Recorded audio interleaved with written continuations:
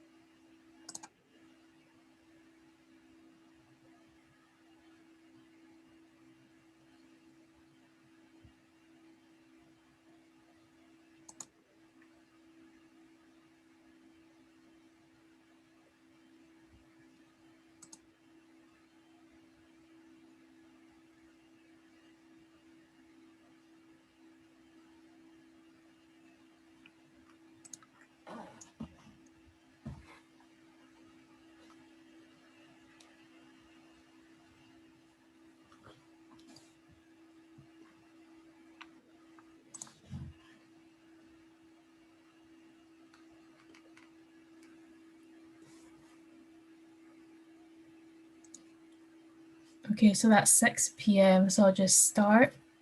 Is that okay? Yeah. So hello everybody, and welcome to the Women in Space panel. To celebrate World Space Week, today Women in STEM have invited along some inspirational speakers from the space industry to share with us an insight into the different space-related roles. For the YouTube viewers, please feel free to ask questions via the chat. So before we get started, I would like to give a little background introduction to the committee Women in STEM. So Edinburgh University Women in STEM was founded back in 2016. We aim to promote, support and connect women in STEM. We want to promote equality and diversity across all STEM fields, provide skills workshops and opportunities for personal and professional development, create a network of members, industry professionals and academics who can share tips and advice. From Edinburgh University Women's STEM, we have me, Jenny, Magda and Christina. So my name is Jenny. I am a fourth year computer science and management science student at University of Edinburgh, and I am the secretary of Edinburgh University Women's STEM. I have done 2 internships in the space industry with a similar in Reading and Clover in Edinburgh, and I am thrilled to be a part of organising this panel. So over to Magda. Hi everyone, my name is Magda. I'm from Poland. I'm currently a second year student at the University of Edinburgh. I'm studying maths and business, and my role in the Women in STEM committee is Director of Social Media and Marketing. On to you, Christina. Hi everyone, I'm Christina and I'm a fourth year mechanical engineering student at the University of Edinburgh. I'm currently the engineering representative, and so I'm arranging panels such as these, and I am fully obsessed with the space world. I'm also part of the university's rocketry team and also did a summer placement doing research in materials of rocket fuselage. Yeah, that's a little about me, but yeah, I'm excited to be here. Great. So we have invited 4 inspiring women from the space industry today, each with their own unique backgrounds and experiences to share with us. If you could introduce yourselves, starting with Cassandra. I'm Cassandra Mercury. I'm from Los Angeles, born and raised, went there for university as well at USC for all of my uni, except for actually 1 semester of study abroad, where I came to University of Edinburgh. So that was in my second year. From university, I went to NASA's JPL into the Entry, Descent, and Landing group in the Mechanical Engineering Division section. And probably about a year afterwards, started working on the Mars rover's descent system. So the bridle, that whole sky crane drop. From there, worked on different ways to land heavier payloads onto Mars. So we started doing experimental parachutes, supersonic parachutes, inflatable aerodynamic devices that would allow us to land either heavier or at higher altitudes on Mars. And after 7 years, I believe, decided to leave JPL and go try the startup life. And so I went to a non-space sector company called Hyperloop. It's building a new type of transportation. They work in low pressure environments, so it was a very light vacuum to me. And it was an interesting way to basically have a skill transfer over to a new industry. It was a wild ride there. Obviously, startups work in much different ways. And so your skills just kind of rapidly build. You're working on such tight deadlines, and you get through so many more projects. After Hyperloop, I decided to go back. Ever since I had come here for my study abroad, I wanted to move to Edinburgh. So finally decided it was time. So took off from LA, came over, moved to Scotland, and now I've landed at Craft Prospect, where I'm the space quantum technology lead, currently making a quantum key distribution payload for a nanosatellite.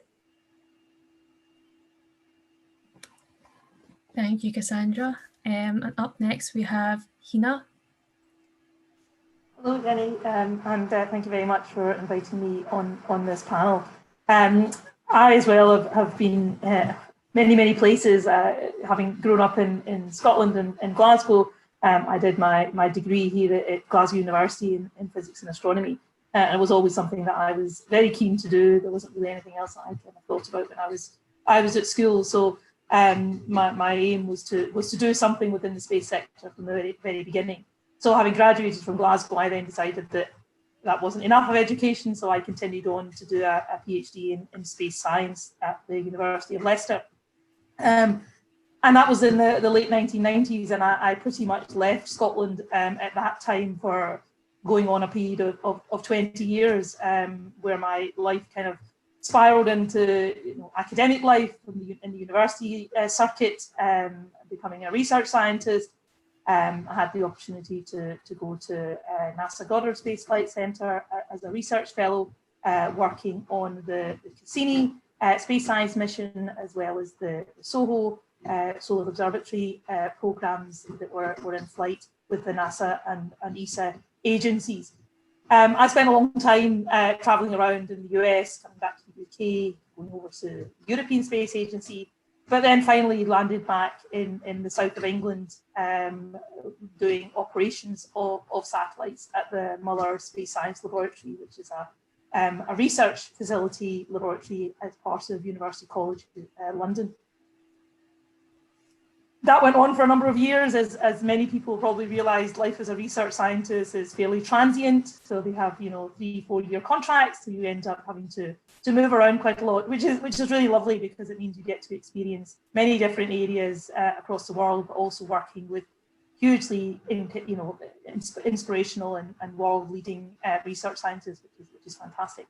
I then took a little bit of a breather just to kind of take stock, and ended up moving back to Leicester, actually, when I started my PhD studies, but this time moving into more knowledge exchange and business-facing programs. So really looking at how the research and all the kind of space science knowledge that I had, trying to use that in a way which was more practical, so to speak, looking at it in a way which actually brings satellite applications to kind of more public programs and things like that. And there was an opportunity for me to do that as the innovation centre and the innovation landscape within the UK was changing at that time. So I started to get involved in more knowledge exchange, business development type of activities, still harnessing my research in space science and that sort of knowledge that I had, but bringing it to a more practical application. Having done that for a number of years, I always had one eye of what was going on here in Scotland, but never quite having the opportunity to come back to Scotland. And then finally, in 2014, almost 18 years after I left Scotland, I managed to get back to the University of Strathclyde to lead the Scottish Centre of Excellence in Satellite Applications as their innovation lead. And what that meant was looking at how the sector was developing within Scotland, but specifically on that aspect that I was saying about using research and technology from universities and putting it into an application with industry. So I did that for a number of years, really obviously being fantastic to be back here in Glasgow specifically, but in Scotland as a whole. Over the last few years, I'm now working in industry, so having spent the majority of my life in academic university environments, I took leap into industry. I now work for Spire Global, who are a data analytics small satellite provider, looking at applications in ways to you can do exactly what I said, applications that develop from satellite platforms to inform and to provide products and services for the betterment of the planet and people on it. So really, it's kind of been a whole mix of things, but ended up back in Scotland where I started, which is lovely. Thank you, Hina, for that. And up next, we have Pam. Hi, everyone, and thanks very much for including me in your panel tonight. Kind of similar to Cassandra and Hina, I've kind of done a variety of different roles and had an interest in space from quite a young age. So I had a really excellent physics teacher at school who kind of recognised that I probably had an interest in space before I really knew that was something that I was interested in. And from that got involved in the Scottish Space School when I was kind of in my last year at high school. And that really kind of showcased to me the opportunities for being involved in the space sector, that it wasn't just about being an astronaut, but there was lots of really exciting roles that you could take up in engineering and different scientific roles. So that kind of got me interested in engineering, and from there I went to study aeromechanical engineering at Strathclyde University, and from there I went straight into a PhD in mechanical and aerospace engineering, still at Strathclyde. So at that time, they had established the Advanced Space Concepts Lab at Strathclyde, so there was a big opportunity for a research group to be established there, really kind of kicking off a lot of Strathclyde's activity in space. During that time, I also spent some time at JPL during my PhD, working on trajectory optimization, easy for me to say, looking at orbits around Earth for polar observation, but also around other planets. And from there, I kind of spent a bit of time floating around different research groups. As Hina said, it's a kind of transient life. So I spent some time working on some ESA projects at the Advanced Space Concepts Lab, but also with a different role as part of the Advanced Forming Research Centre at Strathclyde as well, looking more at kind of aerospace components. And from there, I took some time into industry to join Clyde Space, firstly in business development, and then I kind of really missed the engineering side of things, so I went back into systems engineering. And then for 18 months following that, I took on a role supporting a European Space Agency business applications programme that was at that time just being established in the UK. It was a regional network. I kind of took care of Scotland and Northern Ireland as part of that programme, which was excellent, supporting a lot of businesses in Scotland and Northern Ireland, looking primarily at applications, so how they can use satellite data to develop new services. So a lot of working with kind of startups and younger companies, supporting them in their funding applications. And then from there, I rejoined what was then AAC Clyde Space in March of this year. And my role is Head of Institutional Engagement there. And that's really kind of bridging the technology development side of AAC Clyde Space and looking at our technology roadmaps and how institutional funding, so from people like the UK Space Agency and the European Space Agency, can help us support future technology development. And yeah, so that's been a really interesting kind of reintroduction to AAC Clyde Space. I think to go away from a company and then come back and see how things has changed has been really interesting, and kind of bring that the learning that I've had as part of the ESA Business Applications programme back into AAC Clyde Space. So yeah, a bit of a whistle stop tour, like, you know, I kind of moved around a bit and done different roles, but yeah, really pleased to be part of the Scottish space landscape that is growing pretty much every day, I would say.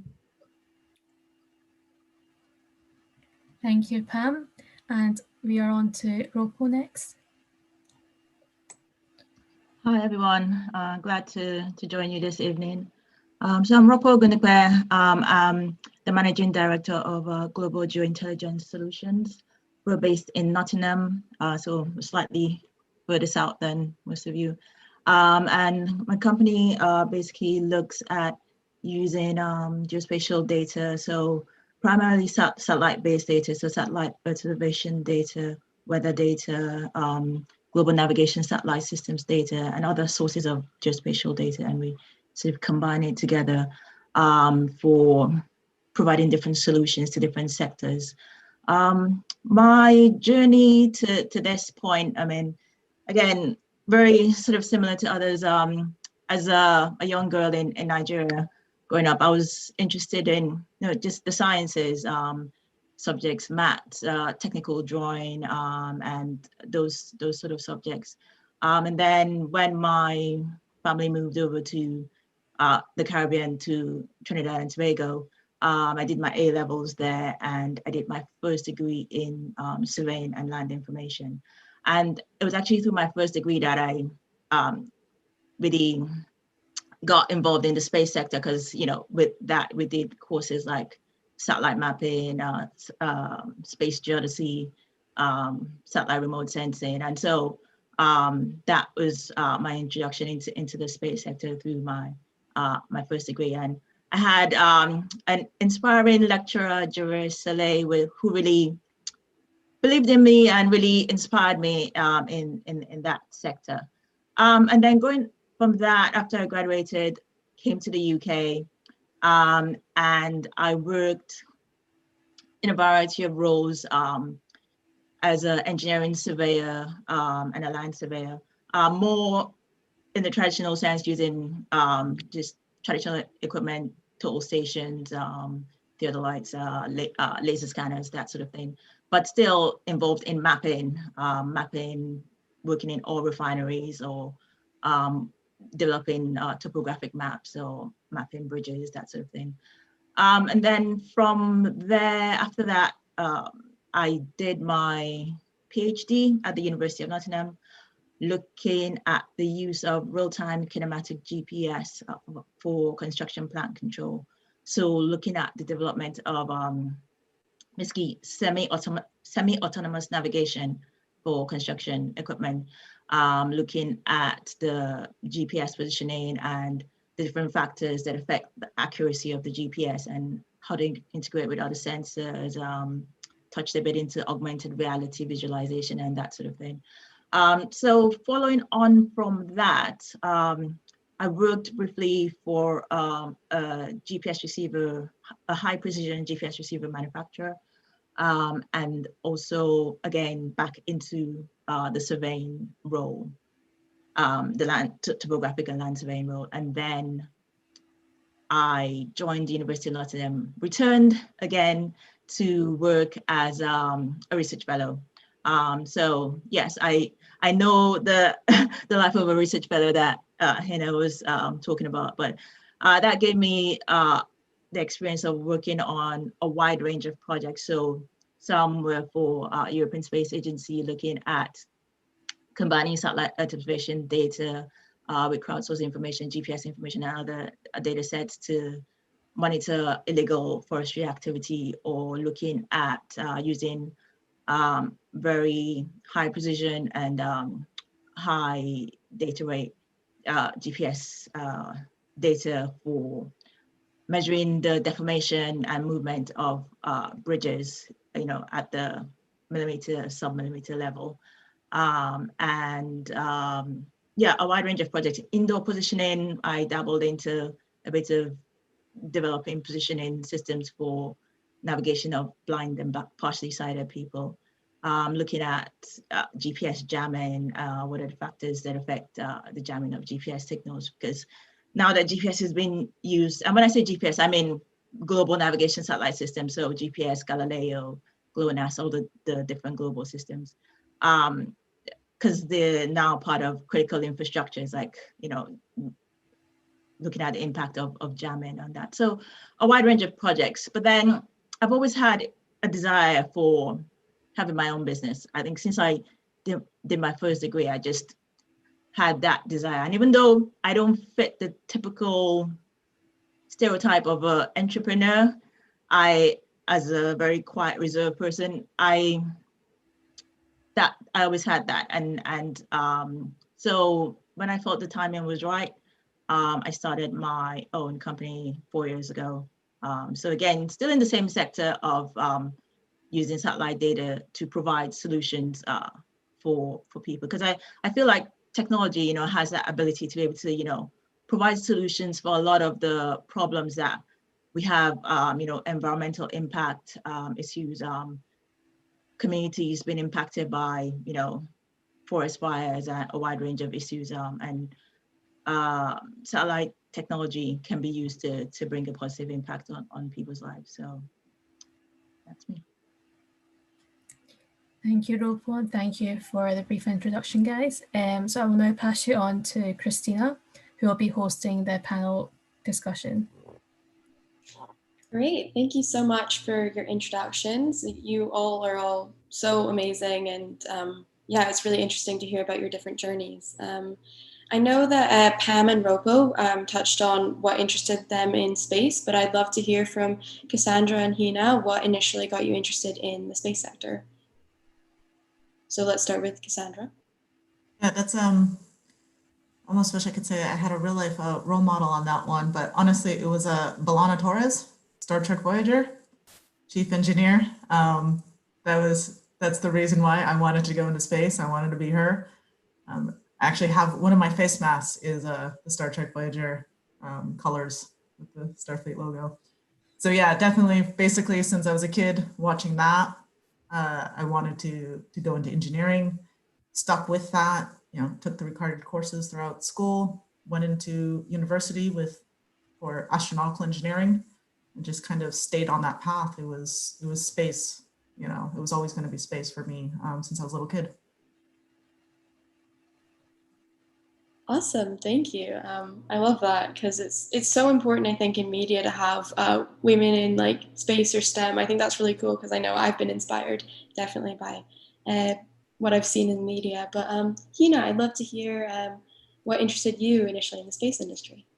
Yeah, so unfortunately, I have a similar story to Cassandra. I think there was. I'd love to say that it was one thing, person that absolutely got me involved, but for me, it was just the fascination. It was, as a little girl, I just remember just looking up into the sky, and I live outside in the outskirts of in central Scotland, so it's not dark skies, but at that time it was, you could see a fair amount, and we traveled quite a lot with my family, and I remember being on a train journey one time and just seeing the Milky Way, and I just thought it was the most amazing sight ever, and I still remember it really, really clearly. And just from that point, for me, it was always space. I was just fascinated by what was out there and what it meant, and from a real kind of science perspective. And then at school, I was, I loved maths and sciences anyway, and again, similar to what Pam said, teachers really encouraged me and just kind of noticed that I had this interest in this. And so I just kind of pursued that when it came to making choices to go to university, college. For me, it was all about astronomy. It was all about the space, and I didn't go to university to get a job. I went to university to become an academic. That was I did it to do a PhD. That was the end goal always. So for me, there was never really any other. There wasn't really any other way. And then just once you're in that kind of process and you're in that environment, then opportunities present, and you have the ability to move into various different organizations and different institutions. And the journey kind of I just let it take me where it was going. When you're young, it's very easy to just kind of pack your bags and up you go. And that became a really nice. I really enjoyed being in different places until a point where it became a bit more tedious. But for a long time, for me, it was all about space. That was the only thing that I wanted to do, and I just kind of moved to places where there was opportunities for me to do that. Moving down to Leicester was exactly that.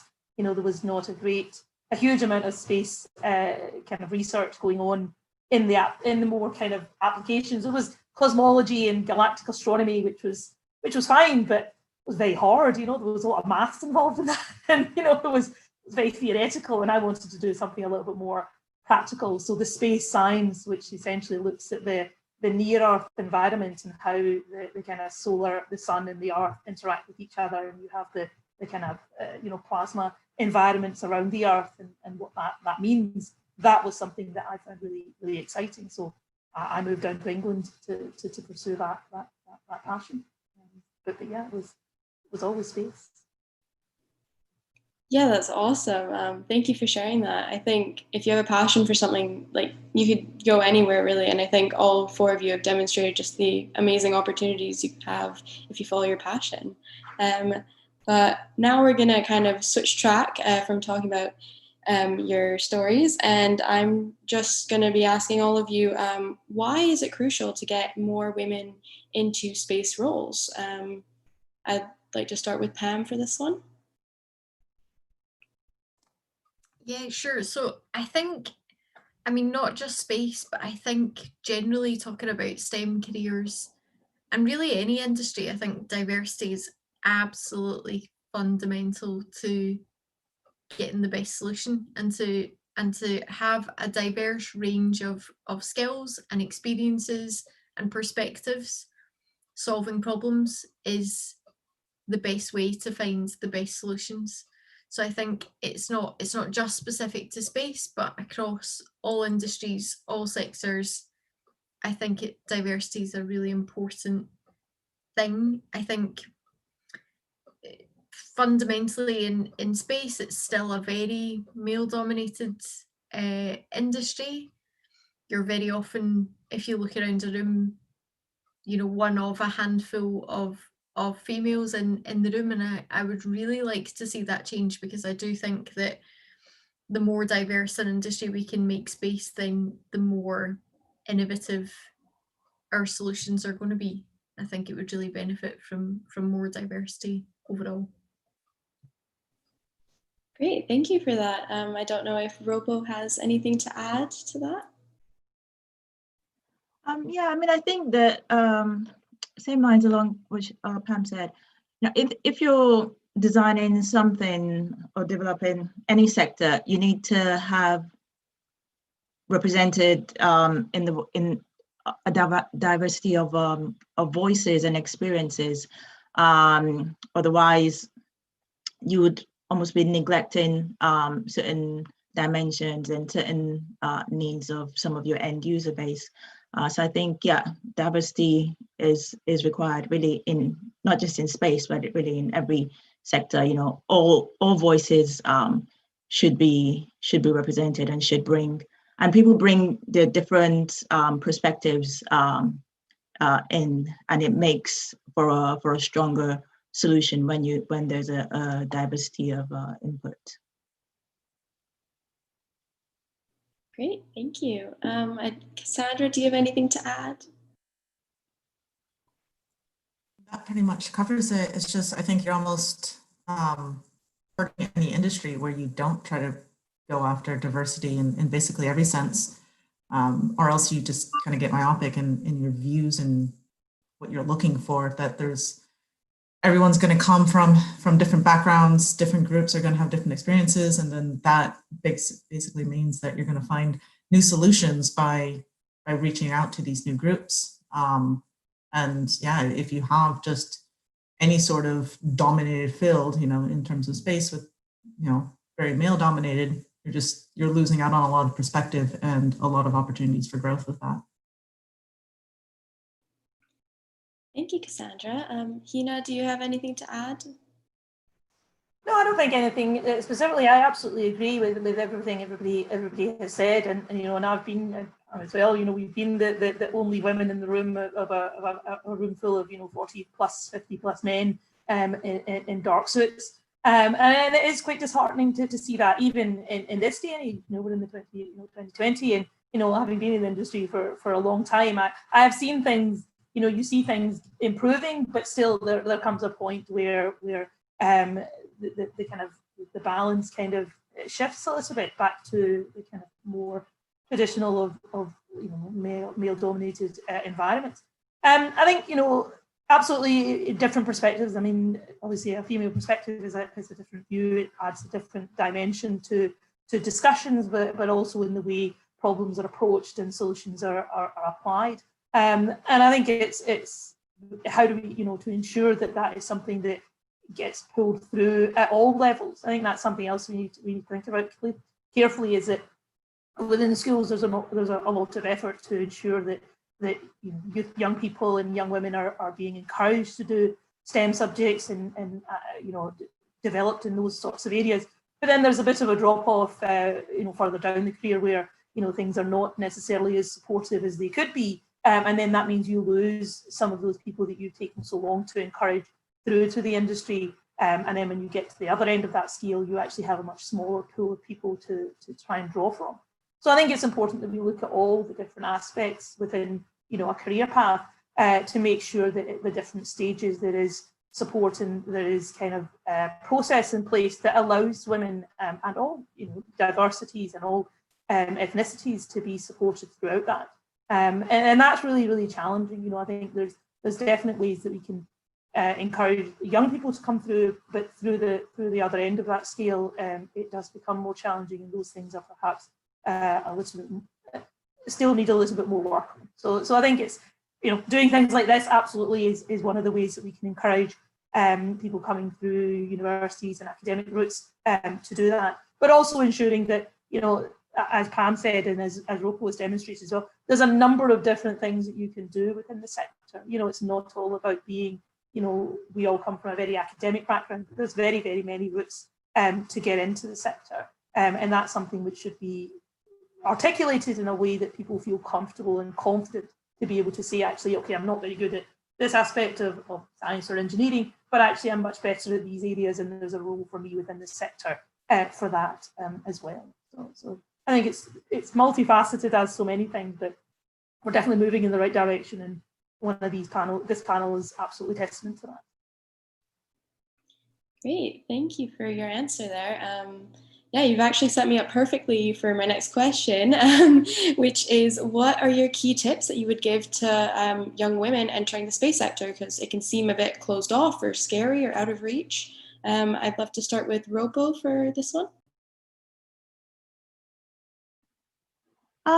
Yeah, I mean, I guess it's probably those of us they're in the space sector in its different ways, but we need to, like Hina said, let people know about, because it's not, I guess people shouldn't just think space sector and think, okay, you have to be some physics whiz, and that's the only way to enter the space sector. There are a diversity of roles. There's, you could be working using the data, creating solutions. You could be developing the satellites, or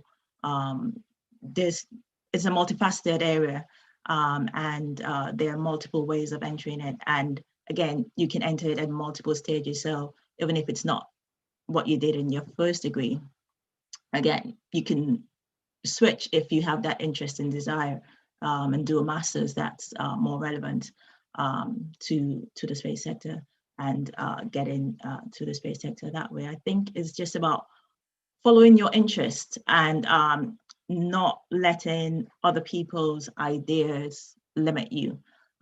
So if you have that desire to be in the space sector, then follow that.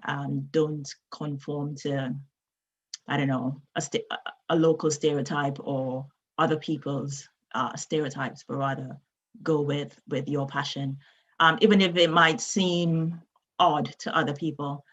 So if you're a space geek in terms of sci-fi geek, and that's your passion, then go with that. Yeah, don't let other people's thoughts limit you. Great, thank you for your answer there. Cassandra, do you have anything to add? Any of your tips? Yeah, I mean, one, I think this is specifically for more engineering. It's less of a focus on courses and, especially coming out for entry level, and more of a focus on skills.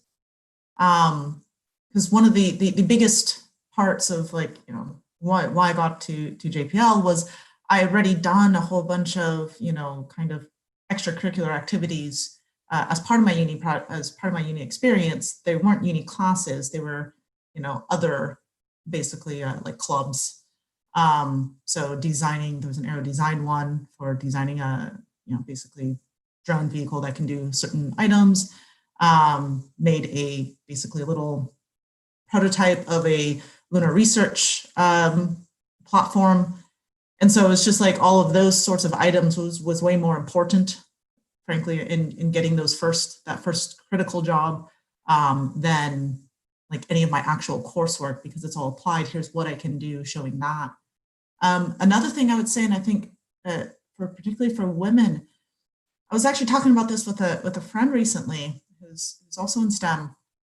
And anytime somebody has reached out to us on LinkedIn, or perhaps through an alumni association that we're a part of, to ask about, generally they're in uni, they're asking about, can we meet, can we talk, and go over resume, what are some tips that you have for getting that first key job, because really getting that one is the biggest of the hurdles.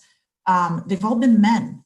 I've yet to have been reached out to by any women. For the most part, if I do get reached out, if I can, I will meet with any, student, go over things, and here's some, tips, here's how my experience went.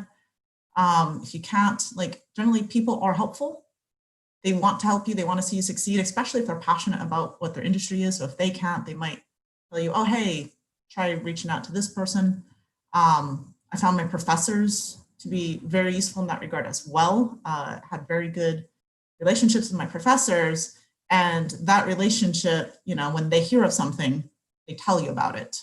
So, when there was going to be on-campus interview, they're just, oh, hey, I'll speak to them, and we can get you that interview, and you get a good word from the professor. Most likely the company is going to listen to that, get you in there. And so developing those sorts of connections, of talking to people and reaching out, asking for that help is quite an important thing, not to be shy on that.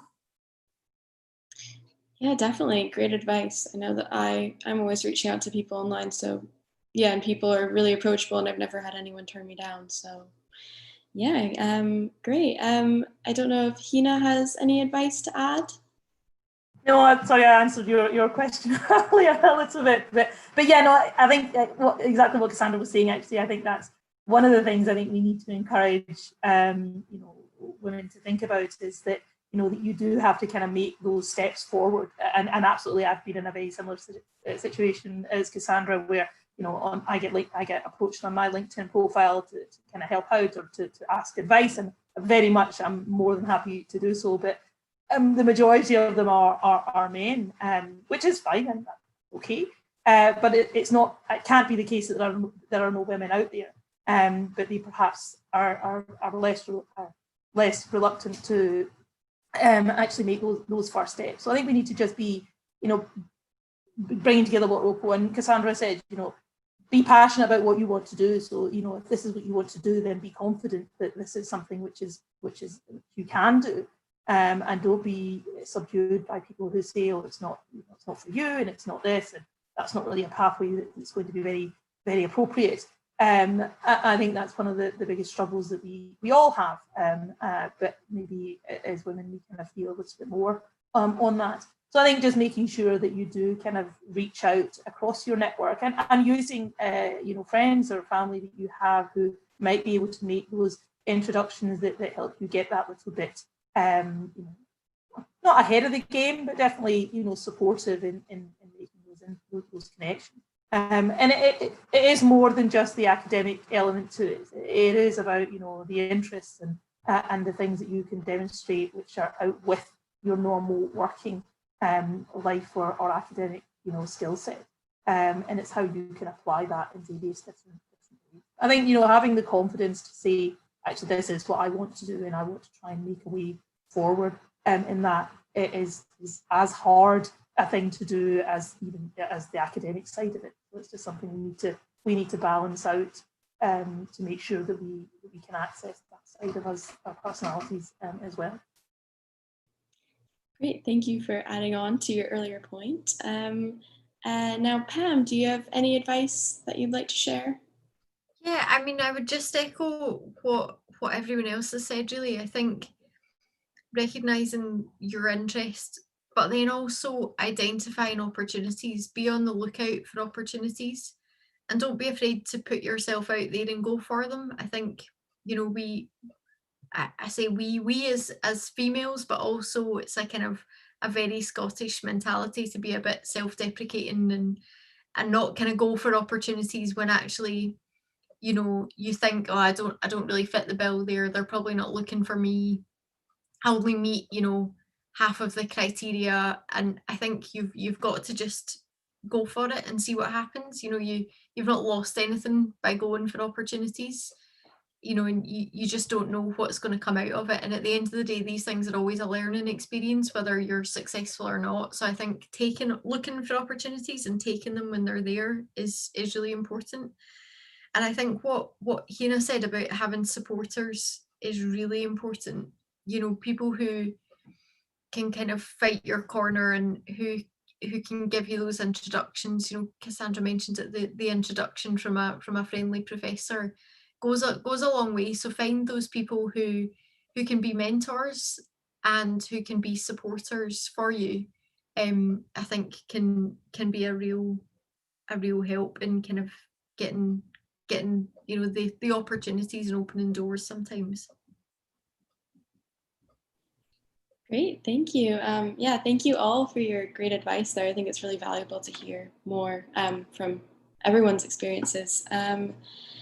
Now, actually, we're getting towards the end of kind of our scheduled talk, but one kind of final question I'd like to ask all of you before we go into kind of more individual questions is, is there a future space advancement that you're really excited to see? Some examples such as like space tourism, or like different robotic missions, or even engines or anything.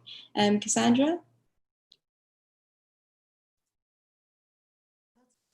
And ones in particular, I think obviously any exciting, specifically new tech, like that's one of the things that excited me about going to craft. It was doing things in a sector that I had no previous real knowledge of, quantum key distribution, being able to kind of protect against basically the attack vectors that quantum computing will have on current popular encryption methods. And that was just like an exciting one. And there's lots of different missions that are going on that are just putting really interesting technologies into space. As a general thing, it's also been just seeing the variety of space services that have been developing in Scotland. And that's something I particularly want to see more of. Obviously, we have different possible launch centers, ground stations. I think that's an important one, especially that can add value, especially in a place like Scotland. Lots of different satellite makers, and especially getting that full ecosystem together to then, what do we do with all the data that we're getting? So we're putting more and more things into space, we're getting more and more data. How you actually process that and how you make it as optimally useful as possible is a very important part that shouldn't be overlooked. So it's that whole ecosystem kind of coming together and flourishing here that, yeah, I'm pretty excited to see how that develops. Yeah, I think you and me both. Scotland has lots going on. It's very exciting. And now, Hina, do you have anything in particular that you're excited to see in the future? I think there's like Cassandra said, there's a whole kind of flurry of activity going on in Scotland, and that it will be really exciting to see how that develops over the coming years. But specifically, obviously, we're all part of this global community, and there are some pretty hefty global challenges that we all need to think about. And for me, I'm really interested and excited to see how some of the things that we're developing, not just here in Scotland, but across the globe, and in the kind of small satellite new space environment, exactly what Cassandra's been talking about, with craft as well. But how those kind of assets can be used to really address the climate challenges and the net zero targets that there are, that we all have to think about. And I think that's what I think is going to be quite exciting, that there are really interesting aspects of that which can be addressed through applications and resources through small satellites and technology which can be put into space and then used in a way which is transformational for us as a planet. So it's providing access to those things and really having the innovative mindset to be able to use that. And I think that's where it requires us all to come together. And space has always been one of these sectors which is global. I've seen that throughout my whole career, academic life, collaboration and open access to information, and the way that information is shared, research excellence is shared, it is critical within the community. And I think that's something that really brings us all together. Obviously, within industry, there's commercial sensitivity, but we're all here to ensure that our planet and the way that we live is better for the future than it has been. And space is a real enabler to do that. So as a sector, I think we have, the mindset to be able to do it, and now we have the tools through the technology development that Cassandra's talking about, that obviously Pam will talk as well, and the way that Ropo talked about the applications and the resources that are being used to deliver that, and also what Spire are doing in that mindset.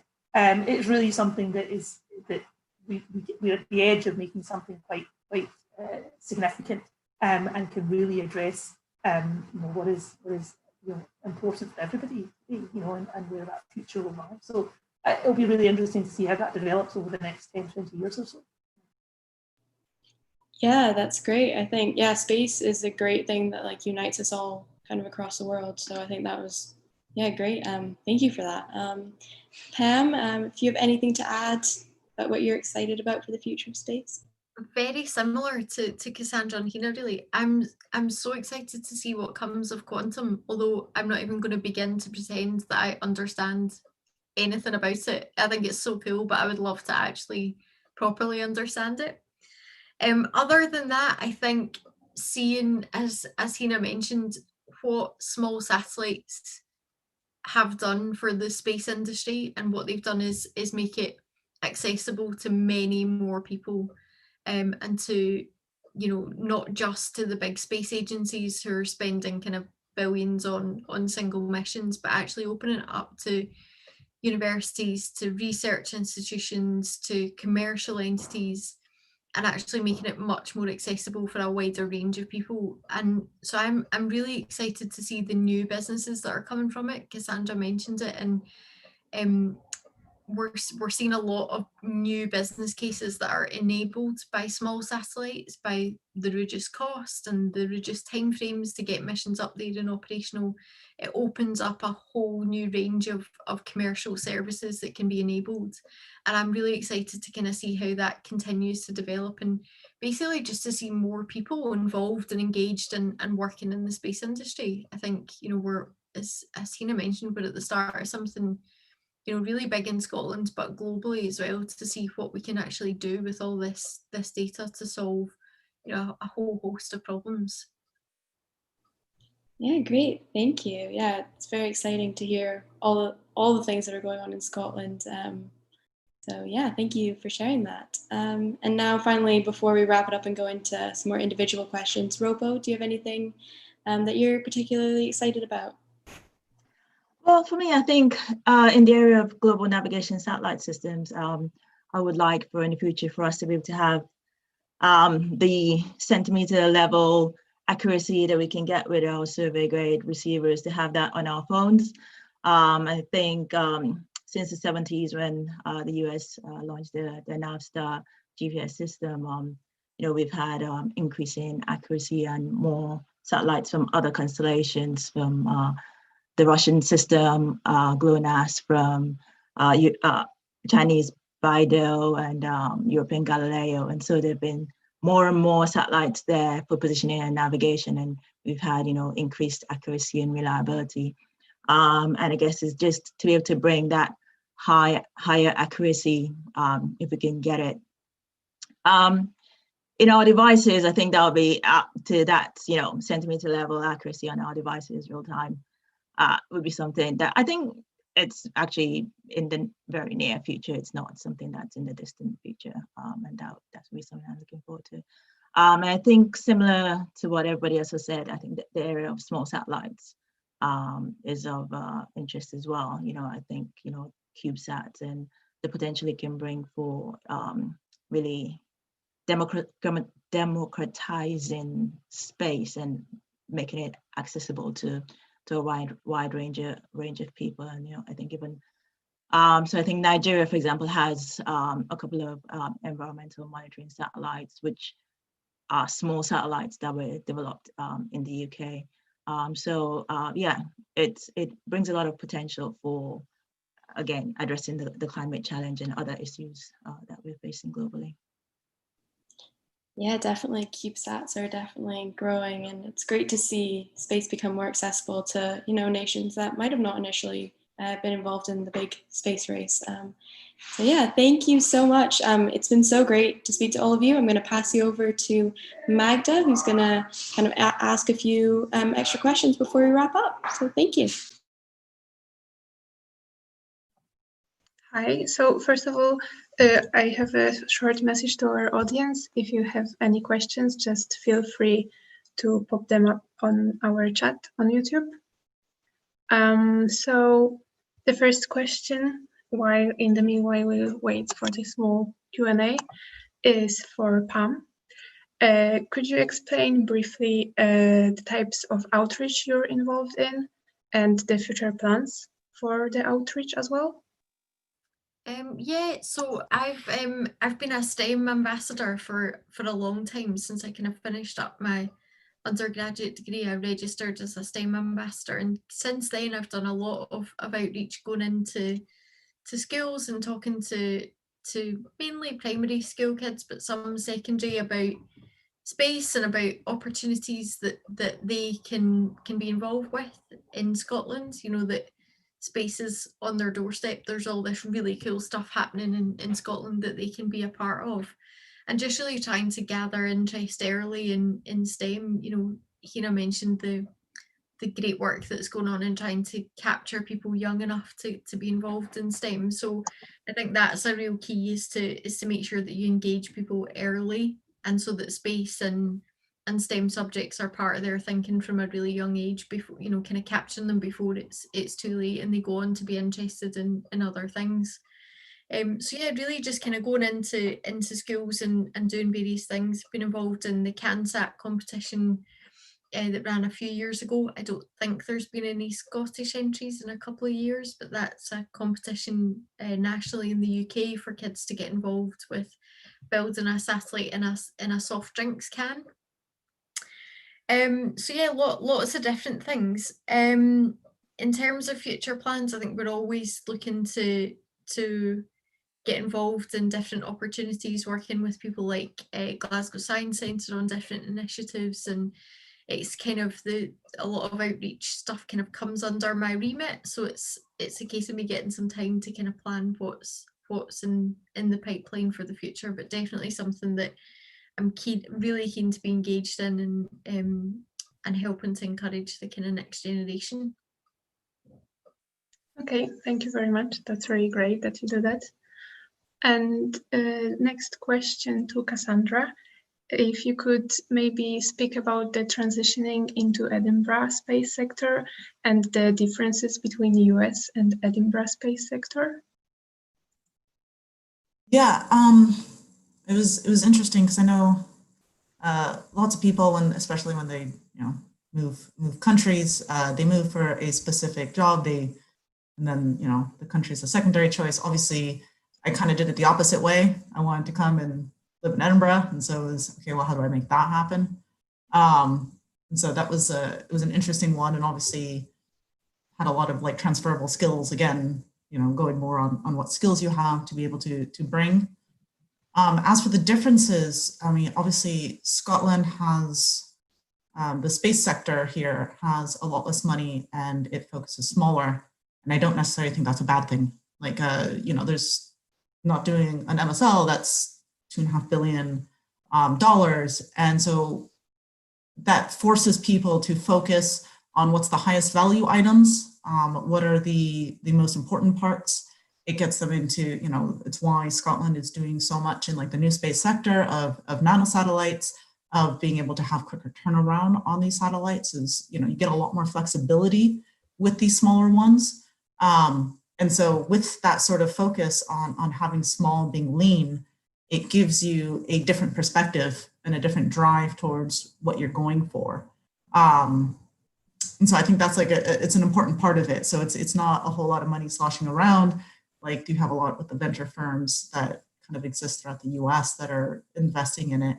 And I think that's actually something I know I've heard talked about a bit more here, that there needs to be a bit more of that, but you wouldn't actually want to see that kind of level here, because I think a lot of the interesting developments are kind of like that necessity of where can we add the most value, not where can we just throw a lot of money at a problem, and it gets, more interesting results from that. Yeah, thank you very much. And the last question, as it's Space Week and the focus of the Space Week is satellites, I would like to ask, maybe start with Hina, how satellites are making a difference. I think we've kind of talked around that all evening. Actually, I think it's how we use those assets. So it's satellites, the small satellites that we're talking about that we've launched here from Scotland, and that is taking the shape of the kind of space sector over the last few years. We've got these assets which are small, and you can launch multiple numbers of them, 10s, 20s, 30s, 100s. And they have global coverage. You can have satellites which are covering all aspects of the globe continuously. And from that, you can, the way that Rocco says, you can start to look at different technologies that would provide useful information. From my day job at Spire, we have small satellites for looking at weather tracking, weather monitoring, ship tracking, aircraft tracking, and the amount of data that we get down from these satellites is then used to inform different models and resources on Earth to improve our understanding of those services. When we're looking at weather, there's not anybody on the planet that's not affected by weather, and yet the majority of the modelling which is done and the forecasting which is done comes from a small handful of very large and unfortunately rather old satellites that were launched, in the early, through the 1990s and early 2000s. By using small satellites and assets which are continuously replenished and are of a large number, you vastly improve the amount of information that you get, and therefore improve the output, and therefore have better forecasting and prediction services. Now you might think, well, okay, so what difference does that make? Well, that then has has an impact on a number of different areas in terms of agriculture and extreme weather monitoring or emergency response to emergency events that are happening.